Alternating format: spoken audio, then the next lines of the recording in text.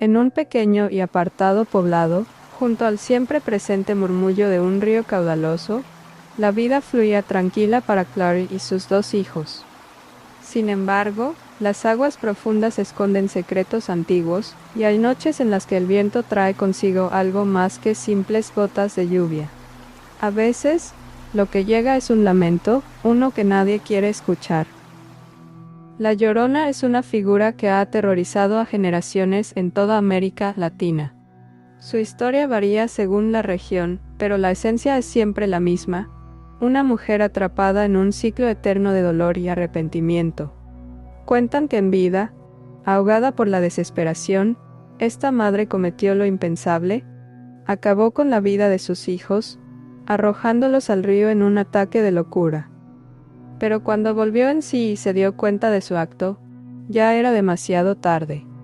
Ahora, su espíritu vaga por las riberas de los ríos, lamentándose eternamente, buscando a sus hijos y condenando a otros a su mismo destino. Algunas versiones afirman que fue una madre traicionada por su esposo, que en un arrebato de celos terminó con la vida de sus hijos. Otras dicen que fue una madre solitaria, incapaz de darles lo necesario y, en un gesto de compasión torcida, decidió liberarlos del sufrimiento. Sea cual sea la historia, lo que nadie discute es que la Llorona aparece en noches oscuras y lluviosas, buscando a niños que ronden cerca del agua, para arrastrarlos a las profundidades con ella. Es por eso que, cuando su llanto se escucha a lo lejos, la advertencia siempre es clara: si la oyes, no salgas de casa, no te acerques al río.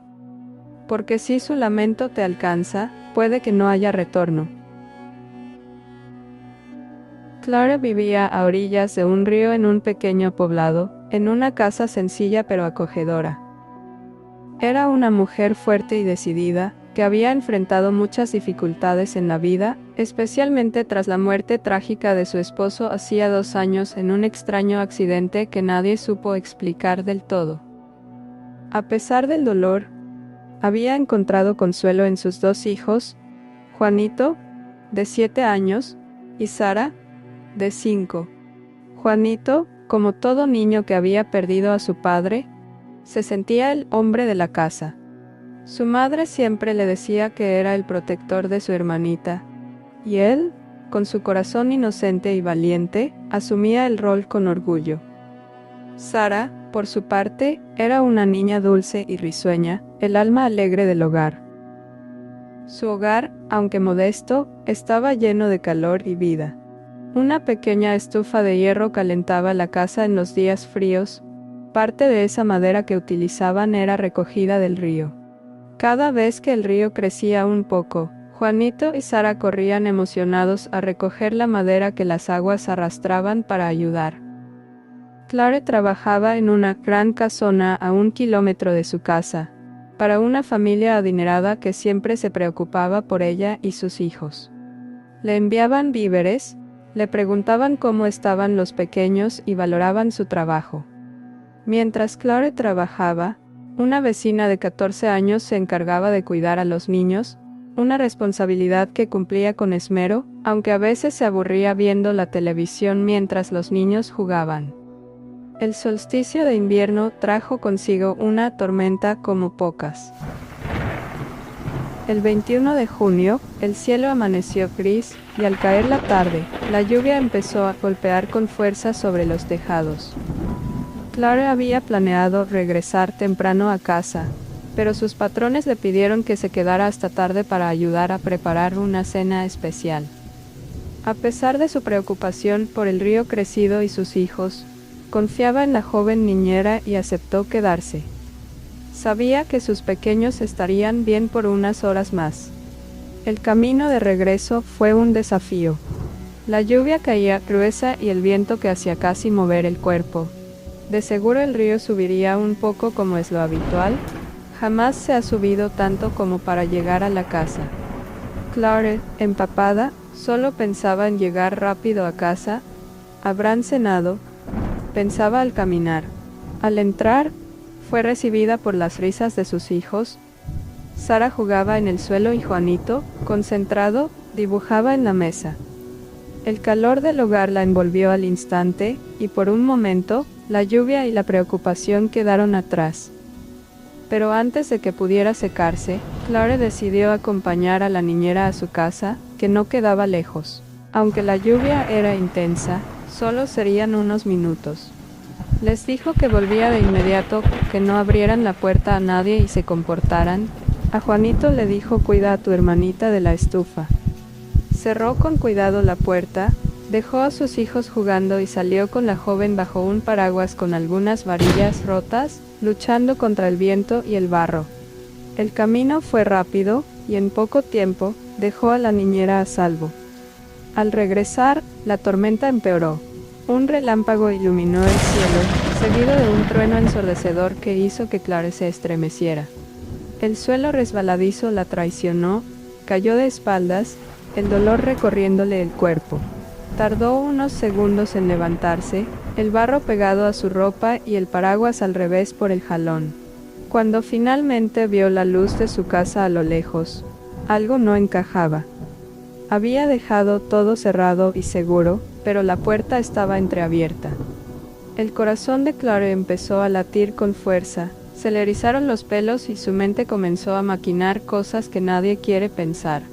Corrió hacia la casa, ignorando el dolor en su cadera y el frío que la envolvía. Entró dando un golpe a la puerta. Algo le daba mala espina, llamó a sus hijos, pero no hubo respuesta. El silencio era ensordecedor, roto solo por el sonido de la lluvia golpeando las latas del tejado.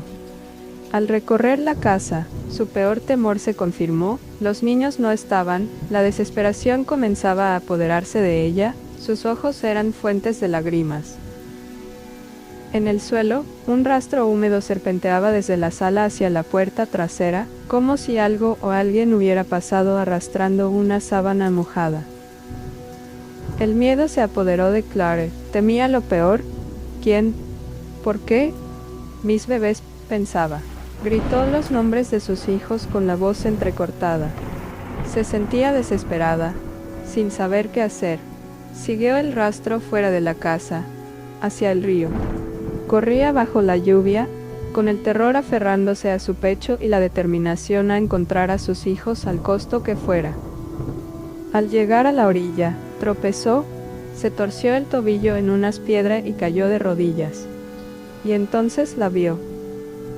Una figura alta, delgada, vestida de blanco, con un velo cubriendo su rostro.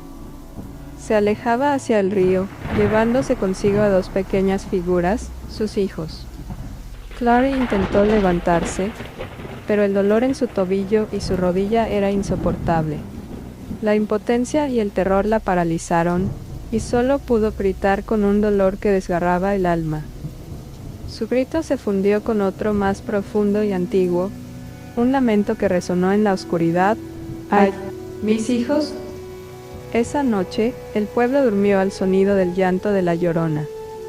Una semana después, Claire fue encontrada muerta en una compuerta en el río. Y de sus hijos no se volvió a saber jamás. Si te gustan las historias, considera suscribirte, dar like y compartir.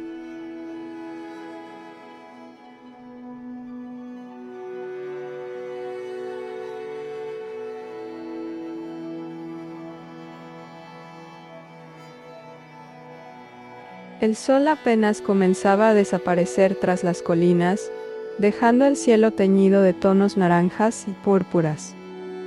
En la casa de don Rafael, ubicada en un rincón solitario del campo chileno, la familia se preparaba para la cena.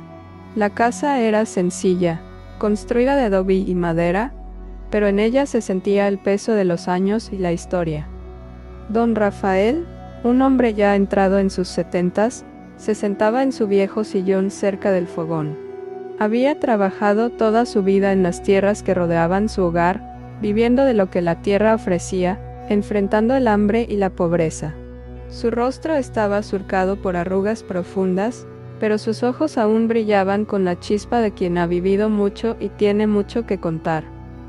Esa noche, la tranquilidad habitual del campo se había visto interrumpida por un temblor mediano que sacudió la casa. No fue lo suficientemente fuerte para causar grandes daños, pero sí lo suficiente para alterar los nervios de los más pequeños.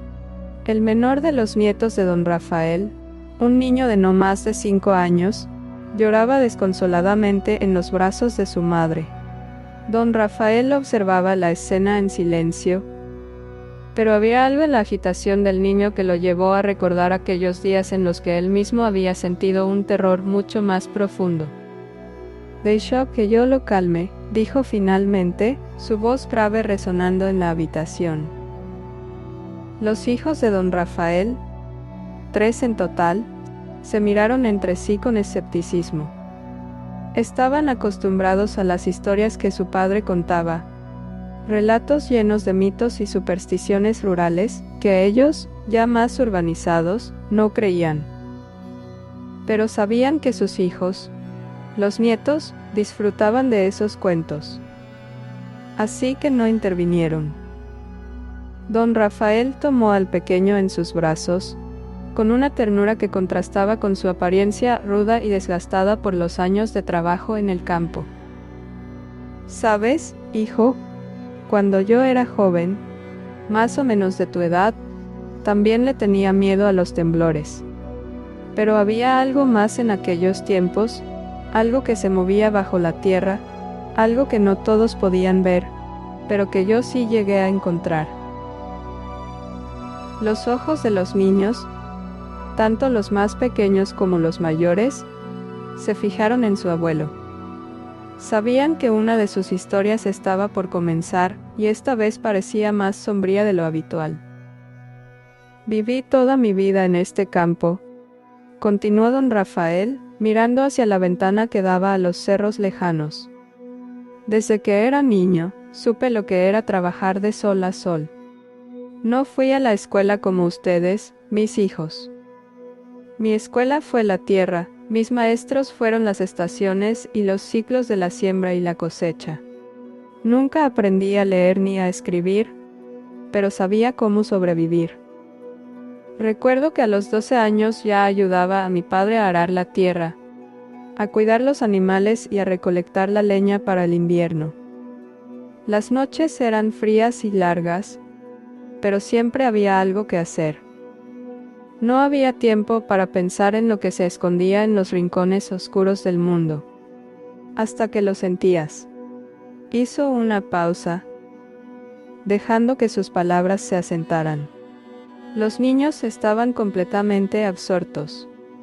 Sus hijos, aunque incrédulos, no pudieron evitar sentir una leve curiosidad.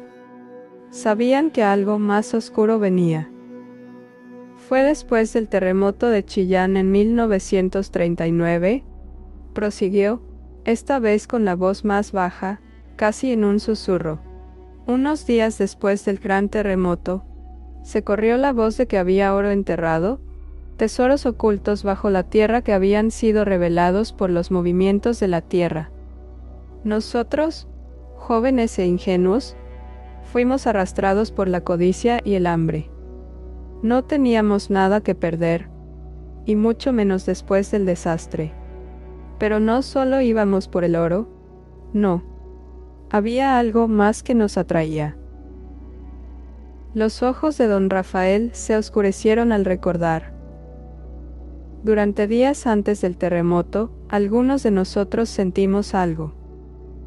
Algo que se movía bajo el suelo. No era el temblor normal de la tierra. Era más profundo, algo vivo. Algunos decían que era solo nuestra imaginación, pero yo sabía que había algo ahí. Y no era solo yo. Otros también lo habían sentido». El ambiente en la habitación cambió. Los niños, fascinados por la historia, se acercaron más al abuelo, mientras los adultos seguían en silencio. Un grupo de nosotros decidió ir a buscar ese tesoro. Pensábamos que lo encontraríamos en unas cuevas que se habían abierto después del terremoto. Éramos 5 en total. Cada uno llevaba lo que podía: picos, palas, linternas. Sabíamos que nos enfrentábamos a algo peligroso, pero nunca imaginamos lo que realmente encontraríamos. Don Rafael hizo una pausa y miró a sus nietos, como si quisiera asegurarse de que entendieran lo que iba a contar. Mientras cavábamos cerca de las cuevas, la tierra comenzó a temblar nuevamente, pero no como lo hace en un terremoto. Era más sutil, como si algo estuviera retorciéndose bajo nuestros pies. Nos detuvimos, y entonces la vimos. Los niños aguantaban la respiración. «La culebra», susurró el abuelo. El culebrón. No era una serpiente común. Era enorme, tan larga como una carreta, con escamas negras y brillantes que reflejaban la poca luz de nuestras linternas. Se deslizaba por la tierra como si fuera suya, moviendo las piedras y el barro a su paso. Era un monstruo salido de las peores pesadillas. Los nietos más pequeños se agarraron fuerte de sus sillas. Nos quedamos paralizados. El miedo nos tenía atrapados. Sabíamos que estábamos ante algo que no pertenecía a este mundo, algo antiguo, poderoso. Uno de mis compañeros, más joven que yo, intentó tocarla, pensando que eso nos llevaría al oro que protegía. Pero cuando lo hizo, el suelo se abrió bajo él, y lo último que escuchamos fue su grito. Un grito que hasta el día de hoy me persigue. Algo lo atrapó. Algo que no era humano. El silencio en la habitación era absoluto. Ni siquiera los hijos de don Rafael pudieron ocultar el nerviosismo que sentían. Corrimos como nunca antes lo habíamos hecho. El oro, el tesoro, ya no importaban. Solo queríamos salir de allí. Y lo hicimos, pero nunca volvimos a ser los mismos. Perdimos a un amigo ese día, pero no fue solo eso. Sentimos que algo nos había seguido, algo oscuro y antiguo, algo que aún ronda bajo la tierra cuando la tierra tiembla. Don Rafael se recostó en su silla, dejando que el peso de la historia cayera sobre la habitación. Así que, cuando la tierra se sacude, no siempre es por los movimientos de las placas o por los temblores. A veces, es porque algo más se está despertando. Los hijos de don Rafael sacudieron la cabeza, incrédulos. Pero los nietos, con los ojos brillantes de emoción y miedo, sabían que esa noche, al menos para ellos, las leyendas del campo cobraban una realidad mucho más aterradora.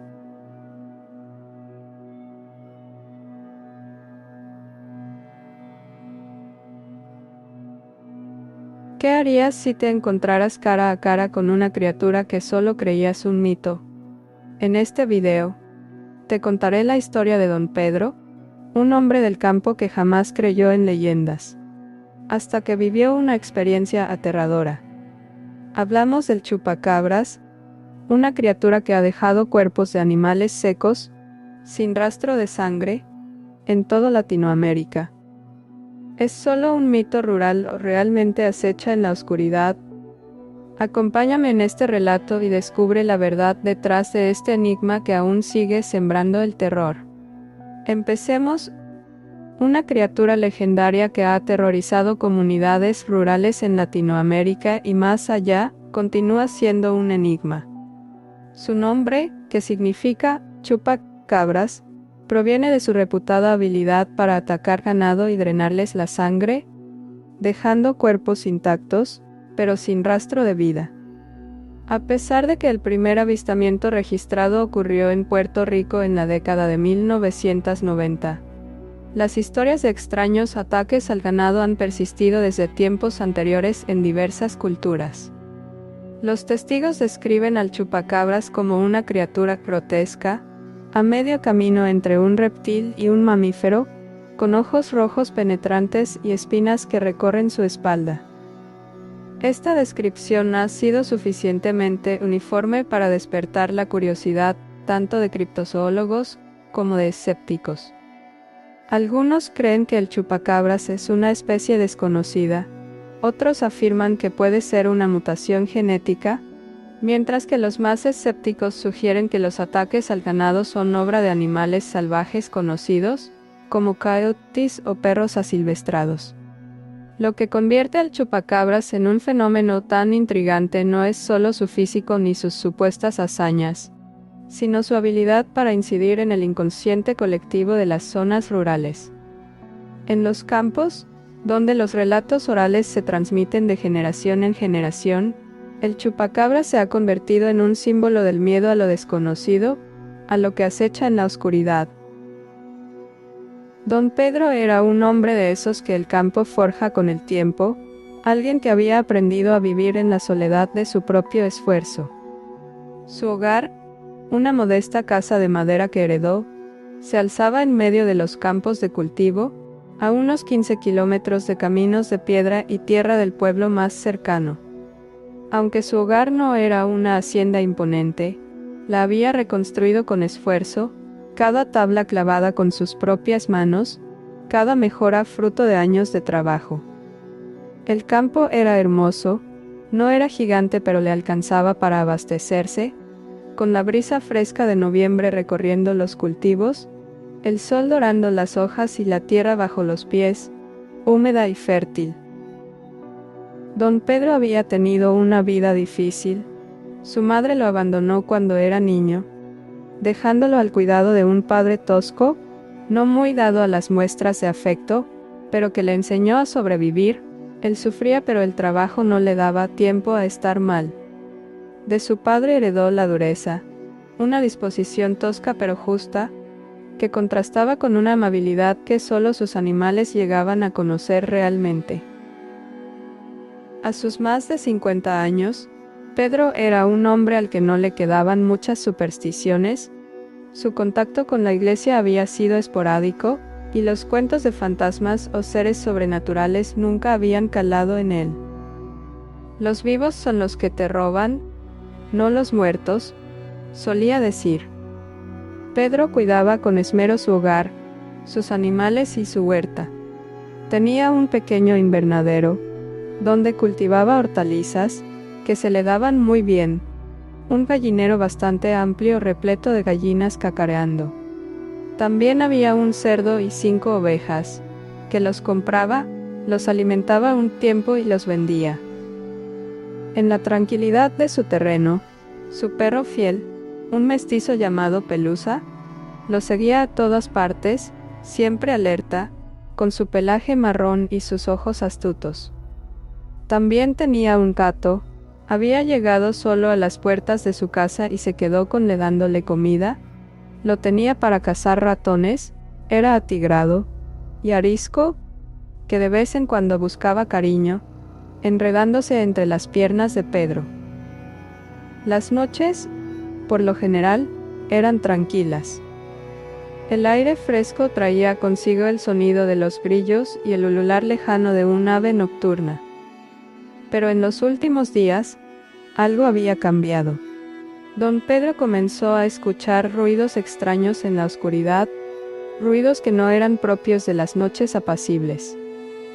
Un par de veces, Pelusa ladró en la lejanía, inquieto, mientras las gallinas se alborotaban en su gallinero. Sin embargo, Pedro no prestó demasiada atención. Estaba acostumbrado a que los animales se alteraran con cualquier cosa. Una de esas noches, los ruidos fueron más insistentes. Las gallinas gritaban, y Pelusa no paraba de ladrar. Finalmente, Pedro decidió salir armado con una linterna y su machete, pensando que algún animal del monte podía estar rondando. Caminó con paso firme por los terrenos, revisando los cercados y el gallinero. Pero no encontró nada. Al día siguiente, la rutina continuó. Pedro pasó gran parte del día plantando y limpiando los sembradíos de papas, sudando bajo el sol de mediodía. No pensaba demasiado en los ruidos de la noche anterior. Los animales a veces se alborotan por nada. 2 noches después, los ruidos volvieron. Cuando Pedro salió, encontró algo que no esperaba, El gallinero había sido forzado, como si algo hubiera intentado entrar. Había marcas en la tierra, profundas y extrañas, rasguños. Pedro se sintió desconcertado, una sensación que rara vez lo invadía. Su mente comenzó a maquinar la posibilidad de que algún animal grande estuviera rondando. Decidió que no tomaría más riesgos. Al día siguiente, dejó a mano su vieja escopeta y reforzó las cercas del gallinero. Sabía que debía estar preparado. Esa noche no pasó nada, durmió entre saltos, intentando mantenerse despierto. El silencio fue absoluto, tan profundo que Pedro casi lo agradeció. El sueño lo venció. Al amanecer del día siguiente, encontró 2 gallinas muertas. Algo había entrado por un lado del gallinero, y lo que le desconcertó aún más fue la forma en que las encontró. No tenían heridas visibles, pero parecía que algo les había succionado la sangre, se veían secas. Un zorro se habría llevado los animales. Enterró las gallinas. Era un hombre práctico, pero el estado en que estaban las gallinas lo inquietó. Esa noche decidió armarse y vigilar. El ambiente era distinto, la brisa parecía más fría y el silencio más pesado. Sin hacer ruido, caminó alrededor de su terreno, la escopeta lista en sus manos. Entonces, al volver en la esquina de su casa al corral de las ovejas, lo vio. A no más de 2 metros, a la luz tenue de la luna, una criatura se perfilaba en la oscuridad. No era ni animal. Don Pedro conocía la fauna local. Lo más grande que podría llegar a ver era algún felino silvestre o zorro. Lo que él vio fue una mezcla grotesca. Medía lo que su perro parado en 2 patas. Su piel parecía de reptil, escamosa y de un verde oscuro, y su figura era casi como la de un canguro, con patas traseras largas y robustas. Tenía espinas que recorrían su espalda hasta la cola, y unos ojos grandes y rojos que lo observaban con leves atisbos de inteligencia. Pedro quedó paralizado, el miedo recorrió su cuerpo como una descarga eléctrica, se le erizaron los pelos hasta de la nuca, que debía ser la sensación de las hormonas liberadas por el instinto de supervivencia. Aquella descarga bajó desde la base de su pelo hasta la misma cola. La criatura se movió rápido, con un salto que lo dejó sin aliento. En un instante, estaba encima de él, pero Pedro reaccionó a tiempo, usando la escopeta para apartarlo. La bestia lo arañó, dejando una marca en su brazo, pero Pedro no dudó. Con todas sus fuerzas, lo lanzó lejos, y antes de que pudiera atacarlo de nuevo, disparó. Cree que lo hirió, pero en un par de saltos la criatura desapareció por las cercas. Desde ese día, Pedro nunca contó lo que había visto. No quería que lo tildaran de loco, pero su cicatriz permanecía como un testimonio silencioso de aquella noche. Sabía que había sobrevivido a algo que pocos creerían. Pedro mantuvo su escopeta a mano cada noche desde ese suceso.